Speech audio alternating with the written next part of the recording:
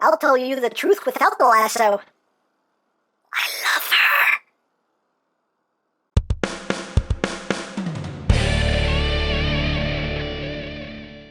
Hey! What's up, my peoples? EmGo here, the freaking geek himself, and today we will be reviewing the Batman v Superman Wonder Woman. So here we are, and there she is, and first and foremost, as always, we'll take a quick look at the packaging. So at the front here, we have the Wonder Woman logo with some images of Wonder Woman right there, Batman v Superman on the side of the box.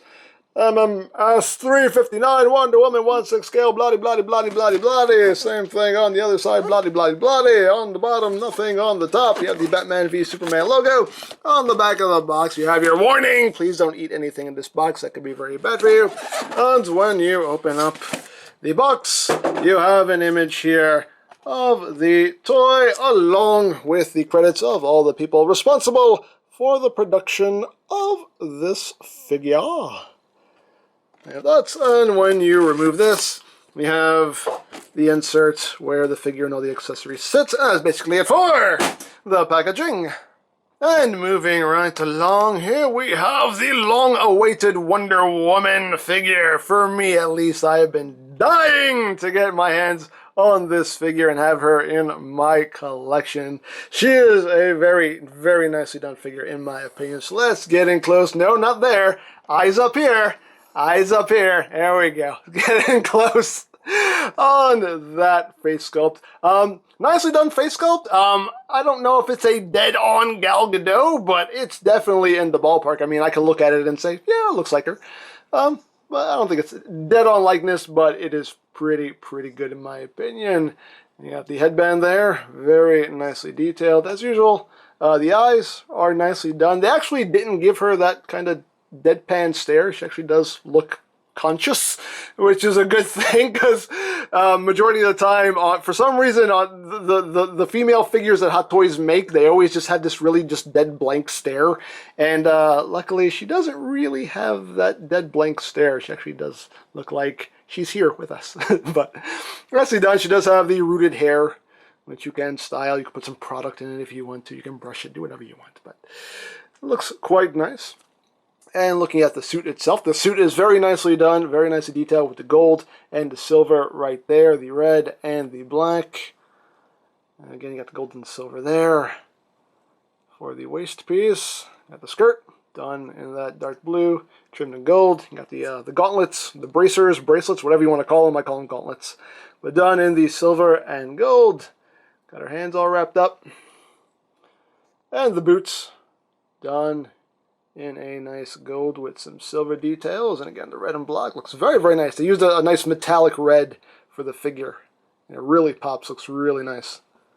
And the boots are nicely done with that gold. And going up the back here, see everything going on. Again, nice details going on there. But yeah, all in all, very nicely done figure in my opinion. Let's get back down here.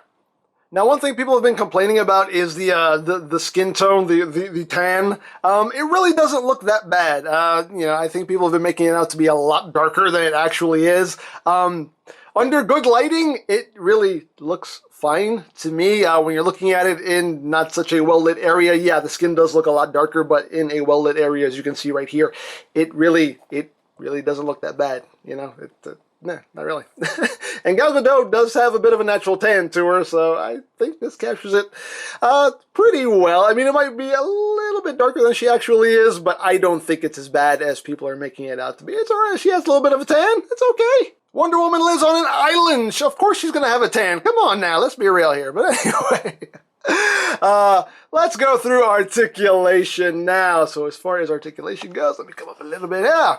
The head is on a ball joint, so you do have some wiggly-waggly movement. There also is a joint at the base of the neck as well, so you can have her looking down, you can have her looking up, you can have a little bit of side-to-side going on here. Of course, the head can do a full 360. She can get all exorcist on you. The arms are limited, and I understand why they did this. I'll go into it a little bit later, but I understand why the arm articulation is limited. The arms can only go forward about that far. Can only go back about that far. Outward movement, you can get it that far. She does have rotation at the bicep. You hear it is actually a soft ratchet in there. And the range of movement is pretty good with that joint as well. As you can see, she does have an elbow bend. 90 degrees of bend there at the elbow. The hands can swivel. They do have that typical connection there with the rotation and the hinge. So depending on how you have that oriented, you can have your hand pretty much going in any direction you want to. The suit does limit any kind of ab crunch. She does have a waist swivel in there. You can move around. You can kind of see the suit kind of move around in there as you're using the waist swivel. But you can use the waist swivel, but it'll kind of knock things out of shape here. But the suit itself does hinder any kind of ab crunch just due to the waist design. It's just a solid piece here. Legs can move forward, that far, back, that far, outward, about that far. Whoop, hey, hey. You do have rotation, a little bit of rotation at the top of the thigh. You get 90 degrees of bend there at the knee. And the feet are on a nice hinge there, so you can actually slide this part of the boot up, and you get a nice level of upward movement, a nice level of downward movement. And again, you have that hinge in there, so depending on how you orient that, you can actually get some good ankle tilt out of it as well. So, not superposable in places, but I think it's for the most part it's pretty serviceable if you just want to get her into some basic poses. Unfortunately, one thing that is majorly disappointing is you can't put her in the, you know, crossed arm pose because the arms just will not allow it due to the limited range of movement. That does really suck, but oh well, it is what it is. Again, I understand why they did it the way they did it, but it does suck that you can't get her in some of the poses you want to get her in, some of those iconic Wonder Woman poses, you know? So let's run through all of the accessories that are included with this figure. You do get the base here, the Batman v Superman base, with the logo right there, which can raise up on a hinge. You just bring this piece up, just tabs in there, so you can have that raised if you want to. And you have the nameplate there, Batman v Superman, Dawn of Justice, Wonder Woman. I always leave the plastic on it because these go right back in the box, because I don't have the room to display bases. But yeah, you have that, a very nice base right there, which comes with the arm that just screws right into the base like so, and then you take this piece right here and it just goes right up top. You have the claw right there with the nice foam pads so as to not damage the figure. So you have a nice display base for your figure if you want to use it. Other accessories include her sword, which is very nicely done. Kind of a darker silver paint. You can see all the detail on the sword. Looks really nice. Like all that writing on it. Very cool. Done in that gold. Kind of a blue color there on the handle. Very nicely done sword. So you get that. You also get her shield, which has some nice gold paint and some silver around the edge there. It's quite cool. Again, all that writing. I don't know what any of that says, if it actually says anything or what language that is, but hey, there's writing all around the shield there. On the other side, you have the straps there, which are made of a rubber, which comes in very handy. It makes life a lot easier. But even that is really nicely done and detailed, as you can see. So you have her shield. Of course, she includes her lasso of truth. Nice golden lasso. You get the little tips here at the end. Done in gold. And this lasso is pretty long, as you can see. There you go. It's actually quite a long lasso. It's about 28 inches long, so you have over 2 feet of lasso going on here, so that's pretty cool. Let me just get it back around here. There you go. So you have her lasso. Oh, and also the lasso is kind of sort of posable. You can see, like, if you kind of bend it up here. I don't think there's a wire in here, but just due to the nature of the material, it can actually hold the pose. Of course, once you get past a certain length, gravity will take effect, but, you know, you can kind of get it to hold the pose, at least in the ends. But, yeah, so you got the lasso of truth. You get the leather strap here to hold all of her weapons. And we'll get all this on her in a little bit, but just showing it off. Enough the detail. It's just that faux leather material. So you got that going on. You also get her little armband here, which again is done in that nice gold.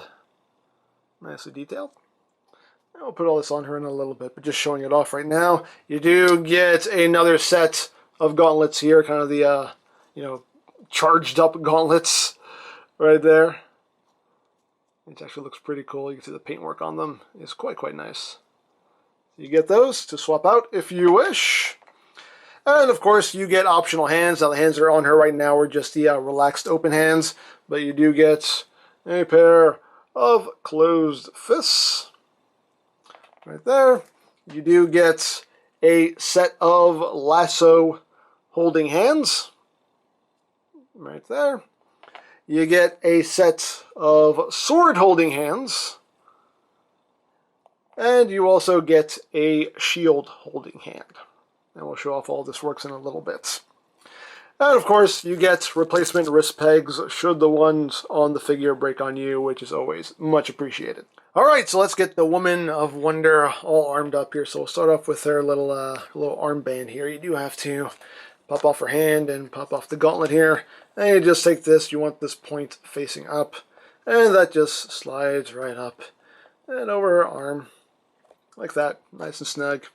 And you just slip the gauntlet back on, and pop the hand back on, and boop, there you go. So you got that right there. And now we will put on her holster here for her weapons. You do have to rip her head off for this. Anyway. So we just bring this in, and which direction are we going? We're going this way. So you're just going to take this and just slip this over the one arm, go over the neck, and then you just want to bend her arm here so you can get that around like that. And then you just come to the back here, and you just have a little snap right here. And it's a very tiny snap. There we go. And just get that on there like that, and just get it all situated like so. And there you go. So now she has her holsters, and we can pop her head back on.